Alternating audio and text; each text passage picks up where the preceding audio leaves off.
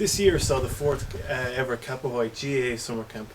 In one of the wettest summers in living memory, the camp luckily escaped torrential downpours, and all the children from the village had a fantastic time with stars such as Henry Shefflin, Shane McGrath and Conor O'Mahony. Here you go.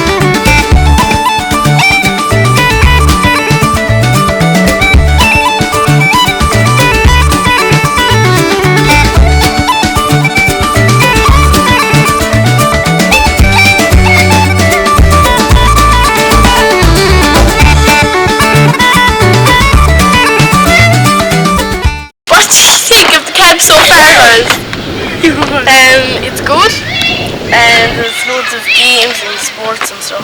What's your favourite? What you like about it? What's your favourite thing? Football. You both like football? Yeah. Did you both play with Cappawhite? Yeah. Yeah.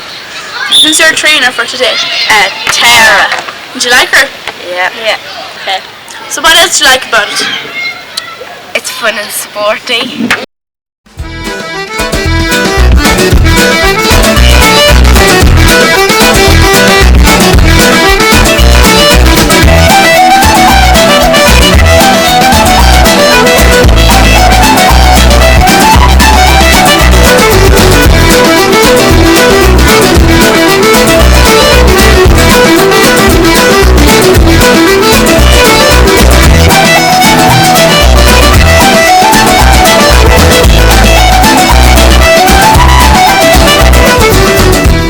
Get your hurleys and helmets. Conor and Shane want to do a bit of hurling with you.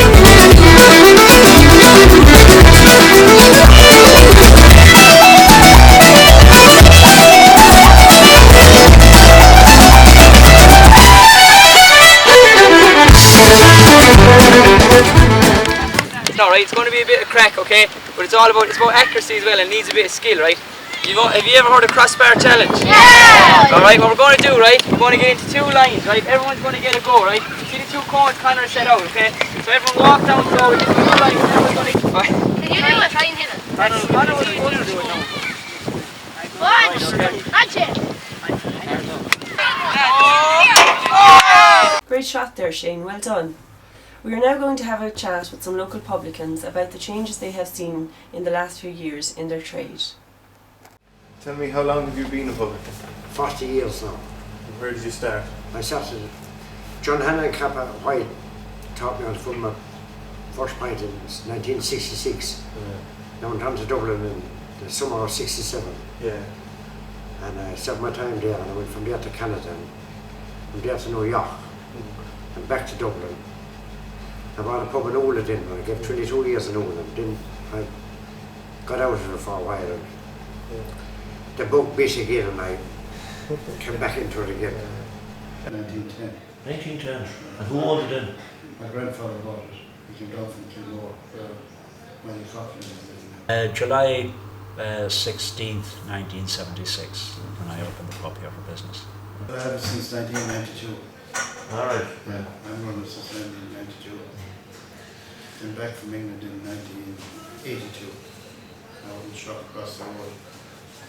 And is there, I mean, how different is it running a pub in the likes of Cappa and Ula compared to New York and Canada and Dublin? People generally much the same. Are they, yeah? In all areas of the world, I imagine. Yeah. You get the chancellors and you get the nice people. Majority of them, 90% of people are good. Yeah. But it's you get an in-between mixed in. Yeah. And the thing is to diagnose them and eliminate them in your own time. Very difficult to get a living out of it now. Yeah. You know, the cost of running the pub is very expensive. Tougher. Yeah, it would. Yeah. Trying to keep furnishings and up and overhead costs of high rates, water, electricity, heating, Yeah. you know, all the things that go with it. Drinking habits have changed. Have they? Younger people have more money to spend now than we had when we were 20. We had the price of an egg. Now they can change 50 pound notes of a Wednesday night. But they're good, the young people are good, they work, but they're not afraid to spend it either. Okay. And prices don't make any difference. No, okay. 10 cents this way or that way don't make a difference. Okay. Not to the younger generation, the older people are more cautious about their prices maybe. But young guys don't give a damn. No. And good luck to them. So basically it's only weekend trade now, you know. You get a few during the week, but not a lot, you know. Some nights could nearly close, you know what I mean? Yeah. Even though I'm open all the time, but living here, you know, it's different. Might as well have the door open. Yeah. Weekdays in some country pubs is very quiet. Well, not too bad here. We get a sprinkle of people in the evening. And people taking over the bad nights. Weekends, you know, good and steady. So. Changing times, I suppose the changing economy would have brought a lot of it about. The younger people will find a lot better paid work outside of the pub life now, and they move to better jobs. And Is it the long hours? yeah, that would have a lot to, not necessarily the long hours, because the amount of business that would be done in a relatively short period of hours, but it's the unsociable hours. It's usually a weekend business now, you know, and the younger people don't want to be involved in that. They want to be out partying on the weekends. So. The drink driving, I'd say, is nearly the biggest effect of it, you know, which you don't want anyone to see getting killed at work over drink driving. They're sorting themselves out. Yeah. They're arranging lifts and their wives stop them off or pick them up and they get a taxi. Yeah. I don't see any of them sleeping here in the morning when I come down anyway. They're all going home. You'll be allowed a pint and a half, your body might take it and you could just be under the press, Yeah.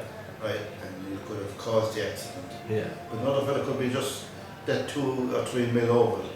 No, because he's drunk, then he's over the law, he broke the law. Yeah. He's to take the can from it. Yeah. But I could have caused it, but he'll take the can, or it might be a non-drinker. The viability of pubs have changed. Again, when you measure it towards the economy, the way it's going at the moment, the pubs won't measure up to non-public house businesses, if you know what I mean. The drug scene is not helping it either. Again, it's another big problem that publicans have to face. And every law to bring out the onus is on the publican to sort it out. If something go wrong, then they say you shouldn't be running the pub. That's the short answer. That should be that. It is helping the pubs. It should be, because it's a focal point for social life in everywhere, for every community. Yeah, Really, yeah. you know what I mean? Sure, yeah. And if they were educated at a young age to be sociable and be respectable to each other, the pub is still a good place to go, you know. They'll have to drink something. And this whole drinking at home is only madness. Yeah. I know it is cheap and all that. But they're sitting around the fire and they finish up at 3 or 4 o'clock in the morning fighting and killing one another. And see, a publican has control. He sends people home at a reasonable hour. Yeah. The majority of publicans, I get an odd hour late night, but generally publicans run their pubs good and they send home the people. Now what they do after going home is another thing, but there's control in a bar with this binge drinking. Binge drinking can go on among young people. At least you stop serving at a reasonable hour. They're not allowed really start. You don't start this binge drinking until late at night. They can go on in houses with the cheap beer and no control. The Republican, majority of publicans control their bars and they don't let them get out of order. Any fella gets out of order, he's eliminated immediately.